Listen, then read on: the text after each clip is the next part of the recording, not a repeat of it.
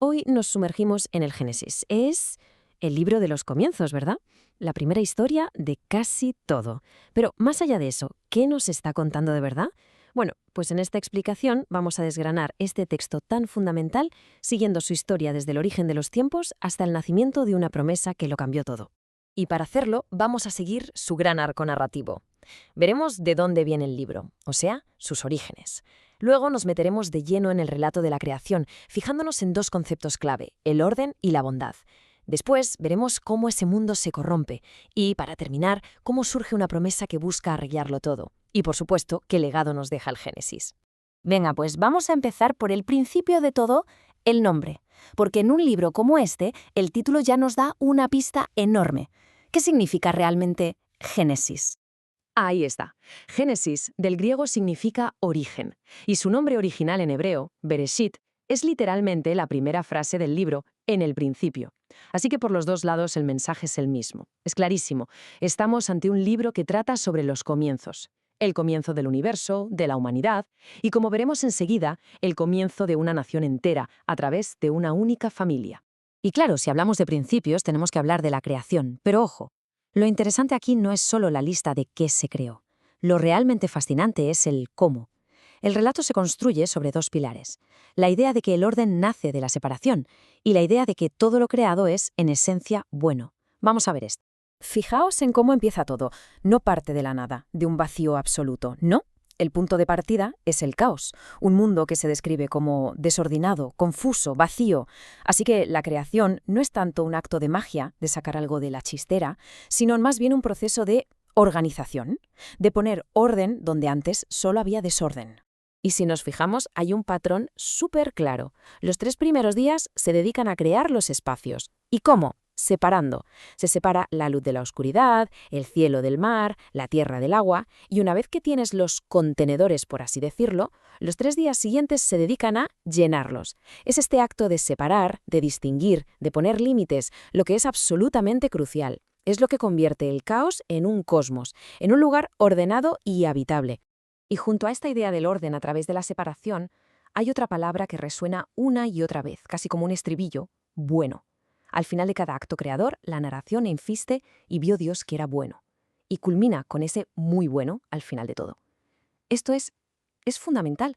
Nos está diciendo que el mundo, en su diseño original, es intrínsecamente bueno, positivo. Pero esperad que la cosa se pone todavía más interesante. Justo cuando termina este gran relato cósmico del primer capítulo, ¡pum!, empieza otro relato de la creación en el capítulo 2. Y no es que se contradigan. Se ven más bien como dos perspectivas complementarias. Una es como la vista desde un satélite, grandiosa, divina. Y la otra es como una cámara a pie de tierra, mucho más personal, más íntima, centrada en la humanidad. Bueno, pues ya tenemos el escenario, un mundo ordenado, bueno, perfecto. Pero este estado ideal no dura mucho. La historia da un giro de 180 grados.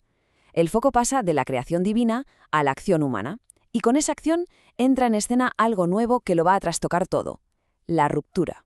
Y a partir de aquí, lo que vemos es una caída en picado, una espiral descendente que no para de empeorar.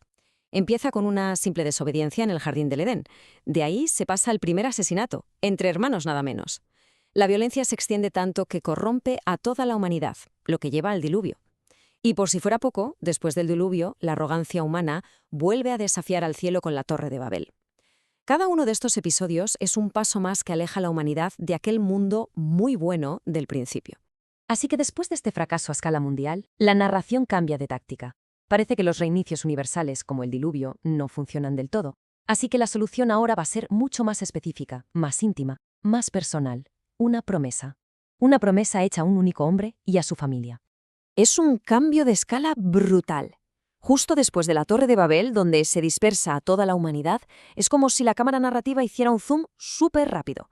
Dejamos de hablar de la historia de todos para enfocarnos en la historia de unos pocos, la de una sola familia, que se va a convertir en la protagonista y en la esperanza para una futura restauración.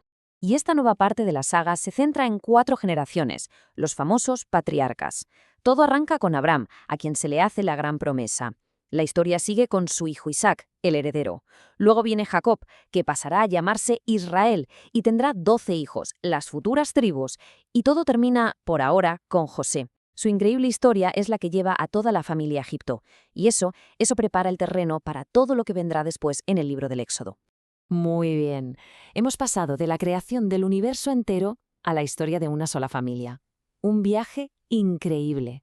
Entonces, al final de todo, ¿con qué nos quedamos? ¿Cuál es el gran legado que nos deja el libro del Génesis?